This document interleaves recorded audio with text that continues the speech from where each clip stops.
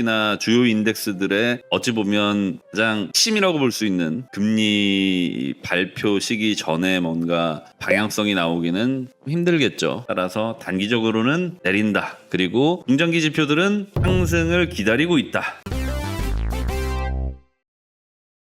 네, 안녕하십니까. 부자 형님 누님들 반갑습니다. 현물 ETF 좋지 않습니다. 지난주 금요일에는 살짝 좋았어요. 그래서 주말 장세는 좀 편안했죠. 하지만 오늘 장외 거래에서 이유는 다들 알고 계시다시피 금리 발표까지, 또 거기에 제 의견을 조금 더해서 말씀드리자면 금리의 동결 발표까지는 약 이틀가량 남아 있습니다. 내일 모레지만요, 정확하게는 그 시간으로 내일 모레 새벽 3시고요. 알고 계시다시피 이번에 금리는 동결될 가능성이 굉장히 높다. 굉장히까지가 좀 추상적이니까 수치로 말씀드리면 99%의 확률로 동결될 것이다 라고 하는 게 세계 거시경제 석학들의 의견입니다. 금리 내리지 않는다는 얘기예요. 최악의 상황 이런 것들이 계속해서 뉴스로 나오고 있습니다. 지긋지긋한 북한부터 최근 들어서 굉장히 우리를 괴롭히고 있는 병주고 약주고가 맞는 것 같아요. 병주고 약주고 당근주고 채찍주고 있는 트럼프 형님까지 최근에 시장을 뒤흔들고 있습니다. 강세가 좋지 않죠. 오랜만에 인사드립니다. 오늘 비트 하방과 상방문 좀 알려주세요. 일단 요거는 자세히 보고 말씀을 드려야겠지만, 일단 현재로서는 단기 지표들도 다 엇갈려 있어요. 분봉들이 다 엇갈려 있습니다. 정확하게 3호, 15, 30분봉이 다 제각각 추구하는 방향이 다르고요. 특히나 이제 단기 방향성은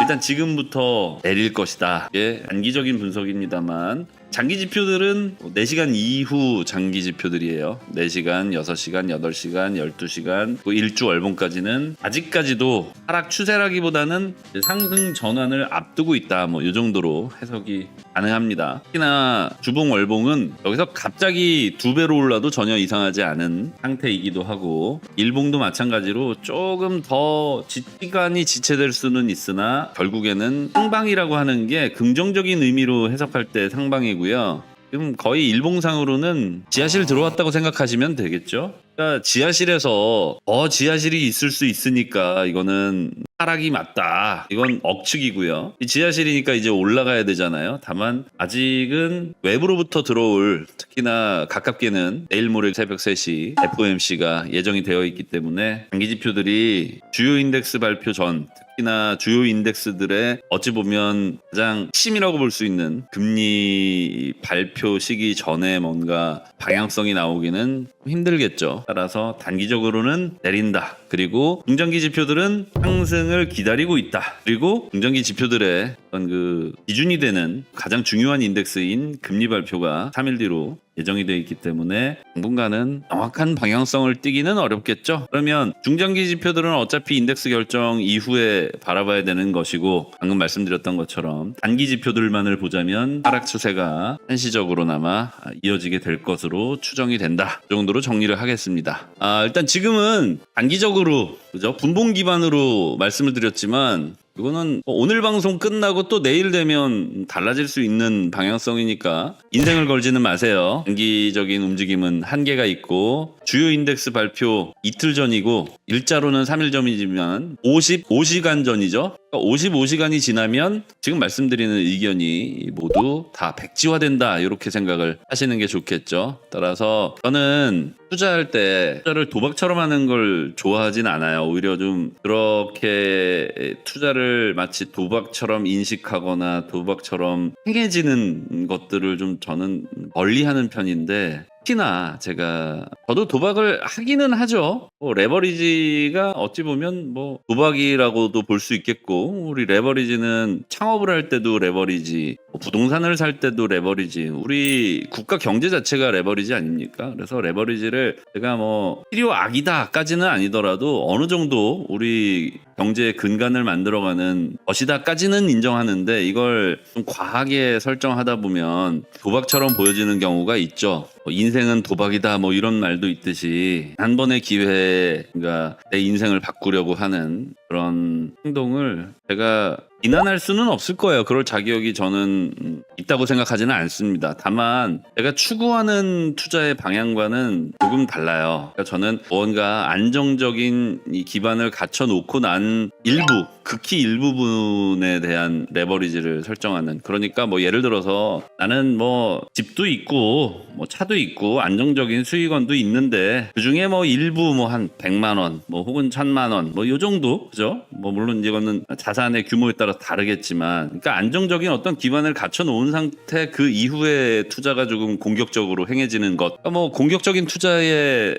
대표주자가 워렌 버핏 아닙니까? 워렌 버핏 형님은 아예 상장되지도 않은 상태에서 투자하시는 걸 좀 즐기는 걸로 유명하죠. 그러다 보니까 제가 좀 선을 넘게 말씀드리는 경우가 좀 있어요. 잔소리라고 생각하시는 분들도 계신데, 뭐 명확히 따지자면 제가 여러분들한테 레버리지를 강요하거나 또는 레버리지 사용을 강제적으로 못하게 하거나 뭐 잔소리를 하거나, 이거는 저는 선을 넘는다라는 생각은 합니다만은, 어찌됐든 제 방송이기에 제가 추구하지 않는 형태의 투자를 제가 추천할 수는 없잖아요. 제가 안 하는데, 그죠? 제가 하는 정도 수준 내에서 이렇게 보시면 될 것 같고, 따라서 단기적인 분석이 욕심이 나실 때가 있죠. 저도 가끔 분석하다 보면 이 타이밍에는 이게 방송할 게 아니라 여기서는 지금 포지션을 잡아야 되는데 라는 생각이 들 때가 있어요. 이렇게 중장기 지표들과 단기 지표가 일시적으로 같은 방향을 모두 이제 정렬돼서 역정렬 또는 역배열 또는 정배열돼서 일시적으로 같은 방향을 딱 띄는 그 타이밍을 우리가 보통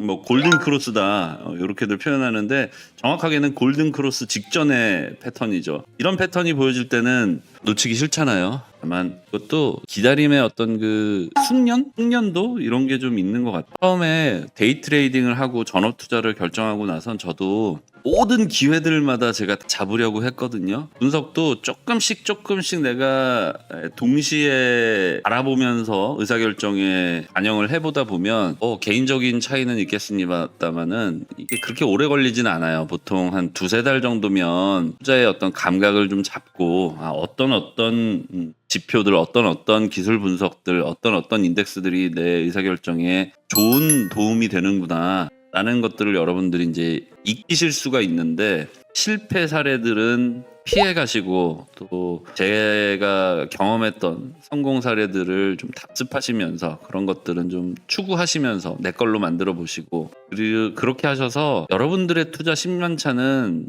최소한 저 정도 되시거나 아니면 적어도 저보다는 더 뛰어난 투자자가 되시는 데 필요한 그런 정보들을 저에게서 많이 본인 것으로 만들어 가셨으면 좋겠습니다.